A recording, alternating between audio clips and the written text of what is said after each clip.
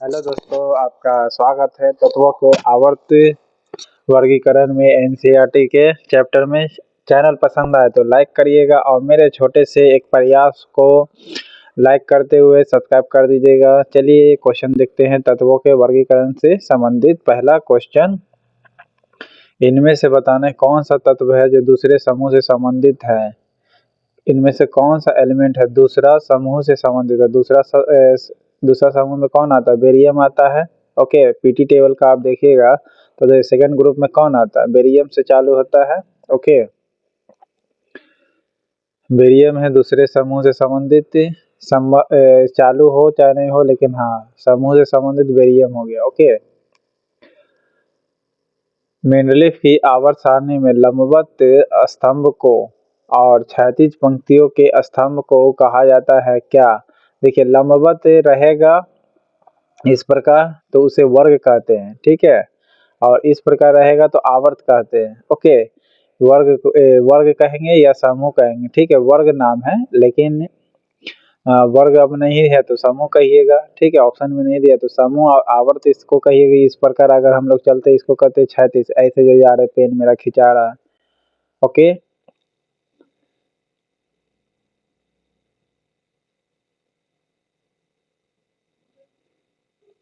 आज की तक हमें 18 तत्व ज्ञात थे। आज तक कितने तत्व हमें ज्ञात थे? 18 तत्व ज्ञात थे। ओके, जिसमें डैश तत्व प्राकृतिक रूप से पाए जाते हैं। कितने?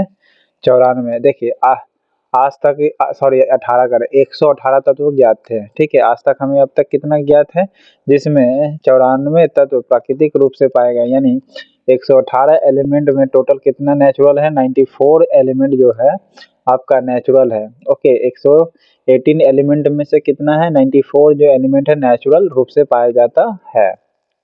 ओके, मेंडलीफ ने तत्वों को यानी एलिमेंट को किसके बढ़ते क्रम में वर्गीकृत किया था?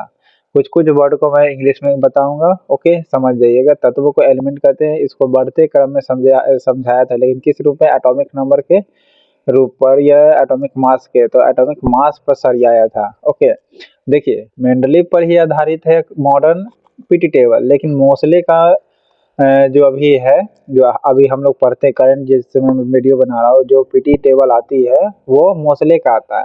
लेकिन शुरुआत उस प्रकार का जो डिजाइन अभी करंट में देखते हैं वो मेंडलीफ ने ही शुरुआत किया था। ओके, जो इसमें बढ़ते क्रम में वर्गीकृत किया था, लेकिन इसका आधार था क्या? Atomic mass. Okay, atomic mass था, लेकिन मोस्ले का क्या था? एटॉमिक नंबर था। ओके, करंट में हम लोग एटॉमिक नंबर पर आधारित है पीटी टेबल, लेकिन मेंडलीफ का एटॉमिक मास पर आधारित था। ओके, इसको देखिए, मेंडलीफ को आसानी से याद कर सकते हैं। मेंडलीफ से एम से चालू हो रहा है, मास भी एम से चालू होता है। मेंडलीफ मास यानी एम से मेंडलीफ, एम से मास, एम से मेंडलीफ, मास याद रख सकते हैं। ओके, वुल्फगांग डोबेराइनर ने किस देश से संबंधित है? यानी शॉर्टकट नाम इसको डोबेराइनर कहते हैं। ये जर्मनी के थे, ठीक है। डोबेराइनर कॉन्सेप्ट भी आया था, त्रिक का नियम। ओके, डोवे राइनर किस देश से संबंधित है? जर्मनी से संबंधित है। Okay, Dobereiner. क्षार धातु का आवर्त सारणी के किस समूह में रखा गया है? देखिए, क्षार एलिमेंट है। ओके, आवर्त सारणी के किस ग्रुप में? देखिए, ग्रुप का ऐसे होता है, पता है, समूह को कहते हैं ग्रुप भी। ओके, किस समूह में रखा गया है? तो 1A में रखा गया है। ओके, 1A में क्या है? क्षार धातु है। ओके, कौन सा है? बेसिक मेटल कहा जाता है। बेसिक मेटल इंग्लिश में क्या कहेंगे? बेसिक मेटल है पहले वाले ग्रुप में। ओके, पहले वाले ग्रुप यानी पहले वाले समूह में आवर्त सारणी किस समूह में रखा गया है? 1A में रखा गया है। ओके, क्षार धातु है वो। ओके, और डोबेराइनर जर्मनी के थे। और इस प्रकार जो रखा गया है एलिमेंट खरा, ठीक है, तो वो पहला वाला यानी 1A में रखा गया है क्षार धातु, यानी बेसिक एलिमेंट, बेस एलिमेंट कहा जाता है।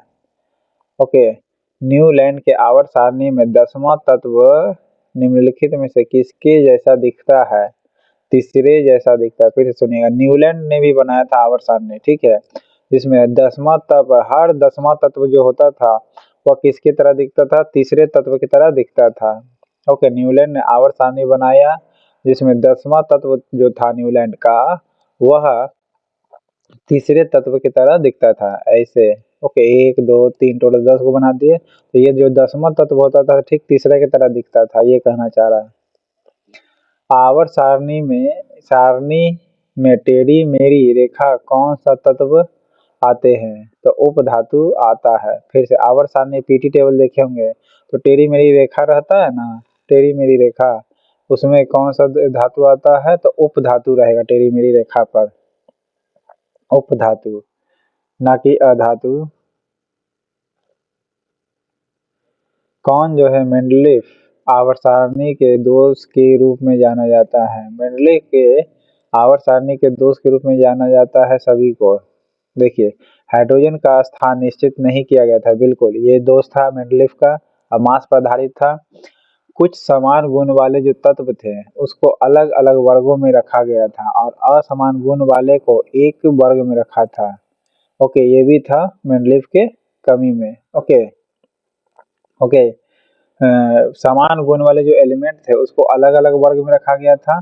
समान गुण वाले जो भी एलिमेंट थे अलग अलग वर्ग में रखा गया था, और असमान गुण वाले जो थे उसको एक वर्ग में रखा था। ओके, फिर से सुनिएगा, देखिए समान वाला जो था अलग अलग रूप में रख दिया। ओके, और असमान वाला जो था उसको एक ग्रुप में रख दिया। ओके, ये भी कमी था मेंडलीफ के। फिर समस्थानिक के लिए कोई स्थान नहीं दिया गया था मेंडलीफ के लिए। ओके, यानी मेंडलीफ ने का जो समस्थानिक था, यानी पीटी टेबल में समस्थानिक के लिए कोई स्थान नहीं था, जो कि करंट में है। ओके, आइसोटोप कहा जाता है इंग्लिश में समस्थानिक को। अष्टक सिद्धांत का नियम किसने दिया था? न्यूलैंड ने दिया था। ओके, न्यूलैंड ने कौन सा कॉन्सेप्ट दिया था? अष्टक नियम। ओके, न्यूलैंड ने अष्टक सिद्धांत दिया था, और बोला था हर 10वां तत्व तीसरे तत्व से समान रखता है। कौन? न्यूलैंड का ही। ओके, अष्टक सिद्धांत किसने दिया? न्यूलैंड ने। ओके, मेंडलीफ के आवर्त सारणी में आइसोटोप का कोई स्थान नहीं था, हाइड्रोजन भी निश्चित नहीं था, साथ ही साथ समान गुण वाले को अलग अलग जगह रख दिया, यानी अलग अलग वर्ग में रखा है। ठीक है, ऐसे याद रख सकते हैं। और असमान जिसका पास था गुण उसको एक वर्ग में रख दिया। लोहा जो कि गुणों में कोबाल्ट और निकेल जैसा होता है, ओके, इन तत्वों से बहुत दूर रखा गया है, यह किसकी कमियों में से एक था, यानी किसकी वजह से था? न्यूलैंड के ऑक्टेव नियम के अनुसार है। ओके, न्यूलैंड के ऑक्टेव नियम के कारण रखा गया है किसको? लोहा को। किससे दूर रखा गया? कोबाल्ट और निकेल से। लगभग लोहा जो होता है कोबाल्ट और निकेल के जैसा होता है गुणों में, क्वालिटी देखा जाए तो, लेकिन इस एलिमेंट से बहुत दूर रखा गया है किसको? इसको, लोहा को। तो इसे न्यूलैंड का ऑक्टेव नियम कहते हैं। क्या कहते हैं? न्यूलैंड का ऑक्टेव नियम। इनमें से कौन सा जो एलिमेंट है मेंडलीफ के आवर्त सारणी में इक्का एल्युमिनियम की जगह लेता है? तो गैलियम है। ओके, कौन लेता है? मेंडलीफ के आवर्त सारणी में इक्का एल्युमिनियम की जगह लेता है, गैलियम लेगा। आवर्त सारणी में कितने वर्ग होते हैं?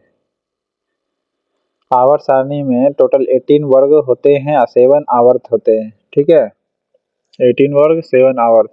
आधुनिक आवर्त सारणी में कुल धातु अधातु उपधातु और अधातु की संख्या कितनी है क्रमशः? धातु, उपधातु और अधातु कितनी है? 91 जो धातु हुआ, 7 गो उपधातु है। याद रखिए, उपधातु कितनी है? 7 है। टोटल 118 है। ठीक है, 7 1 8 है, ऐसे जोड़ दीजिएगा, टोटल 118 है, जिसमें 94 नेचुरल है। और लेकिन धातु कितनी है? 91। एलिमेंट कितनी है? मेटल कितनी है आपका? 91 है। ओके, 91 मेटल है और 7 उपधातु है। ओके, 7 क्या है? उपधातु। अधातु के एगो है 20 गो, अधातु 20 गो है। नेक्स्ट है, आधुनिक आवर्त सारणी में टेढ़ी मेढ़ी रेखा अलग अलग करती है किसको? उपधातु को बताए थे कि धातुओं को अधातुओं से अलग करती है, इसीलिए टेढ़ी मेढ़ी रेखाएं बनाई जाती है। ठीक है, आवर्त सारणी में टेढ़ी मेढ़ी रेखा किस लिए बनाई गई है? धातुओं को अधातुओं से अलग रखती है। ओके, धातुओं को अधातुओं से अलग रखती है। ठीक है, एक ही आवर्त में स्थित तत्वों के परमाणुओं में क्या समान होता है? तो कोषों की संख्या समान होगी। ओके, क्या चीज का? कोष। आवर्त में स्थित तत्वों के परमाणुओं में क्या समान होती है? आवर्त सारणी जो है ना, उसमें तत्वों के जो एटॉमिक नंबर होगा उसमें क्या समानता होगी? तो कोषों की संख्या समान होगी। ओके, तीन तत्व बी, एस आई तथा जीई है क्या? एक उपधातु है। ओके, सिलिकॉन, गैलियम और बी, ये क्या है? उपधातु है। ओके, आवर्त सारणी अब आए तो बोले नहीं है तो इसको याद रखिएगा। बीसीजी जो है आपका उपधातु है। BCGEG। ओके, GNAGE है। सी से SiC याद रखिएगा। BCG जो है आपका टीका भी होता है ना तपेदिक के लिए, तो BCG उपधातु है, इस प्रकार भी याद रख सकते हैं, उपधातु है। आवर्त सारणी में कुल आंतरिक संक्रमण तत्वों की संख्या कितनी है? 28 है। ओके, आवर्त सारणी में कुल आंतरिक संक्रमण जो तत्व है उसकी संख्या कितनी है? 28 है। ओके, आवर्त सारणी में टोटल आंतरिक जो एलिमेंट है उसमें तत्वों की संख्या कितनी है? 28 है। आंतरिक संक्रमण कहेगा तब तत्वों की संख्या 28 है। न्यूलैंड के द्वारा किए गए तत्वों के वर्गीकरण में पहला और अंतिम तत्व कौन थे? हाइड्रोजन और थोरियम थे। ठीक है, हाइड्रोजन और थोरियम थे। न्यूलैंड के द्वारा किए गए तत्वों के वर्गीकरण में पहला और अंतिम एलिमेंट जो था वो क्या था? पहला हाइड्रोजन है न्यूलैंड का, और अंतिम क्या था? थोरियम था। और अष्टक नियम न्यूलैंड ने ही दिया था। त्रिक नियम डोबेरेनर ने दिया था। ओके, जो जर्मनी के थे। न्यूलैंड का पहला हाइड्रोजन और लास्ट था क्या? थोरियम। संक्रमण तत्वों के लिए कौन सा कथन सर्वाधिक उपयुक्त है? इनके बाह्यतम कोषों में दो अपूर्ण होते हैं। देखिए, संक्रमण तत्व को इंग्लिश में कहते हैं ट्रांजिशन एलिमेंट। ओके, जैसे पीला वाला ग्रुप में रहता है, देखिएगा पीटी टेबल में पीला रंग का कलर का होगा, वो ट्रांजिशन एलिमेंट कराती है। और उसका क्या होता है? दो वो क्या होता है? अपूर्ण होता है। क्या? कोष। ओके, क्या होता है? कोष जो होगा अपूर्ण होगा। दो अपूर्ण होते हैं बाह्यतम कोष। बाह्यतम कोष क्या होते हैं? अपूर्ण होते हैं ट्रांजिशन एलिमेंट का। नेक्स्ट है, न्यूलैंड का अष्टक सिद्धांत केवल कैल्शियम तक ही लागू था। ओके, न्यूलैंड के अष्टक नियम के अनुसार कैल्शियम तक ही लागू था। ओके, जी हाँ, जिसने अष्टक का सिद्धांत दिया था न्यूलैंड ने, जर्मनी के रहने वाले थे। ठीक है, इसका ये भी था कि 10वां तत्व तीसरे तत्व से मिलता है, लेकिन ये कैल्शियम तक ही इसका नियम काम किया। डोमे डोबरेनर के त्रिक का पहला और तीसरा सदस्य फास्फोरस एंटीमनी है, तो इस त्रिक का दूसरा सदस्य कौन होगा? आर्सेनिक होगा। फिर से सुनिएगा। डोमे सॉरी, डोबेरेनर ने त्रिक नियम दिया था। पहले तो ये क्वेश्चन पूछेगा कि त्रिक नियम किसने दिया, तो बोलिएगा डोबेरेनर ने। सबसे पहले इसी ने दिया था, याद रखिएगा कॉन्सेप्ट पीटी टेबल बनाने का। हालांकि ये दिया नहीं, लेकिन एलिमेंट सरियाने का कॉन्सेप्ट डोबेरेनर ने ही चालू किया था। त्रिक का सिद्धांत दिया, जिसमें इसने पूछ रहा है कि पहला और तीसरा तत्व, पहला अगर फास्फोरस है और तीसरा एंटीमनी है, तो दूसरा कौन सी होगी? तो आर्सेनिक होगी। ठीक है, और न्यूलैंड का कॉन्सेप्ट कैल्शियम तक ही रुक गया था।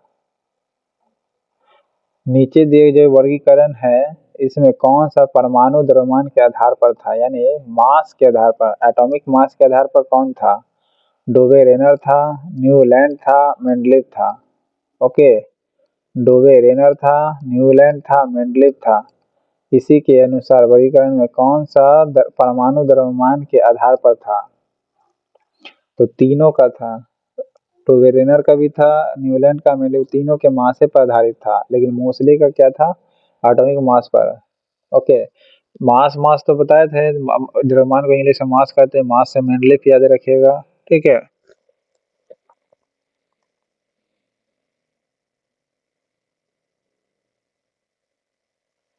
तत्वों के रासायनिक गुणधर्मों को पता लगाने के लिए मेनलिफ ने किन तत्वों से बने यौगिक का अपना ध्यान केंद्रित किया? हाइड्रोजन और ऑक्सीजन पर ध्यान केंद्रित किया था। फिर से, तत्वों के रासायनिक गुणधर्म को पता लगाना है, ठीक है, कोई भी एलिमेंट है उसका केमिकल क्वालिटी पता करना है, उसके लिए मेनलिफ ने किन तत्वों से बने यौगिक का यानी कंपाउंड का यूज किया था?